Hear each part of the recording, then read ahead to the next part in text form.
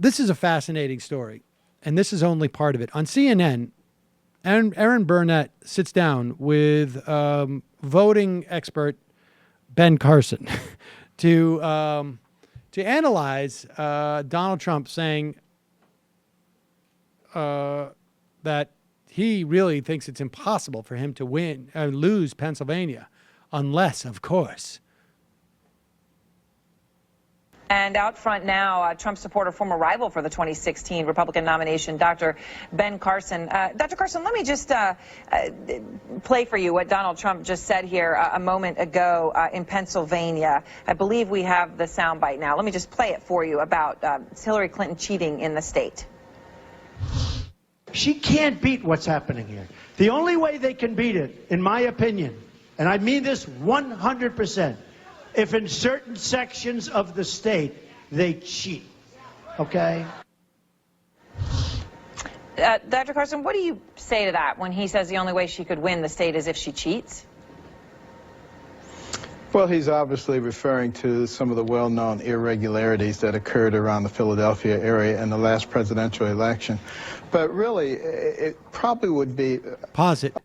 That was that in the primary in 2008, I guess there were some members of the new Black Panther Party, I think 3 members of the party who apparently were standing about 60 feet away from a polling station. Also, the irregularities that threw the election to Hillary Clinton in 2008. Also, Saul Alinsky was there. Right, exactly. A much better thing to concentrate on how to make sure that there is no voter fraud. That's where the energy needs to be placed. And that should be helpful to both sides. Now, we have had polls this week, though, out of Pennsylvania, 9, 10 points. I mean, that isn't something that that any voter fraud could explain away. I mean, the broader question I have is, do you think it's okay for the system and what he's saying about our democratic process if he's talking about the only way she could win is if she cheats, by using cheat? Well, again, you want the emphasis to be on how do we make sure that there is no voter fraud. You know, we're living in a society now where there are people who actually feel you don't need to have identification, official identification to vote. Every other country I've ever been to, you have to have that. So in our country, people say, if you want that, you must be racist. It doesn't make any sense. We need to actually come back to a point where we use common sense once again. And you're, giving a nuanced answer here, but I guess I'm really just trying to understand, do you think he went too far when he said that she would cheat? I would have said it in a different way. I would have said there have been some irregularities, and we want to make sure that those don't occur, and that's something that should be helpful to all of us. Yeah, that whole racist thing, incidentally, aside from a bunch of appellate courts actually saying specifically that, yeah, a lot of these voter ID plans are racist. I mean, those judges, they don't have any common sense. We need to go back to a time when we had common sense, which I guess was around the time where they had poll taxes. But aside from that, there's another issue with Donald Trump calling for these election observers. And this comes from Rick Hassan, who is a legal blogger.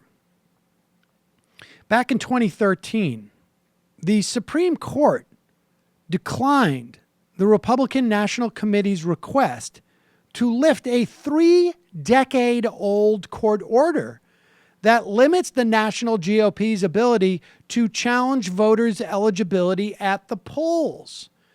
Now, if I'm not mistaken, 2013 was only, I guess, 2.5, 3 years ago. And the Supreme Court was dominated by Republicans at that time, still. And even they refused to lift the consent decree order that the DOJ had imposed on the Republican National Committee back in 1982. Now, why would they have done that? At the time, it specifically said the RNC could not engage in ballot security efforts later defined in 87 as ballot integrity, ballot security, or other efforts to prevent or remedy vote fraud, especially in areas where racial or ethnic makeup could be considered a reason for the activities. It was a response to claims of voter intimidation in minority areas in the 1970s and early 1980s. The decree allowed the RNC to continue normal poll watching operations while barring activities that could be aimed at voter suppression. In other words, the history of the Republican National Committee being racistly, or I should say, intimidating voters that were clearly racist enough for a Republican-controlled Supreme Court to say, like, we can't let you on. I'm sorry. You did this one too many times. We still can't even. Let's just let the decree order run out in December 1st of 2017, which now, of course, when you violate a consent decree, as I think Donald Trump would know from the multiple violations he had for preventing black people from renting his apartments back, 20 years ago, I think he would know that if you violate a consent decree, what they do is they put another one on you. So it'll be interesting to see how far his plan gets. I get so offended every time I go to the polling place and I don't pay my poll tax. I work so hard at medical school, and I think people get upset when you say poll tax, but I'm saying it. Also, literacy test as well. Hello, you. I'm Sam Seder. Looking for smart progressive talk that is occasionally amusing? Well, subscribe to our YouTube feed. Subscribe to our podcast. Like us on Facebook.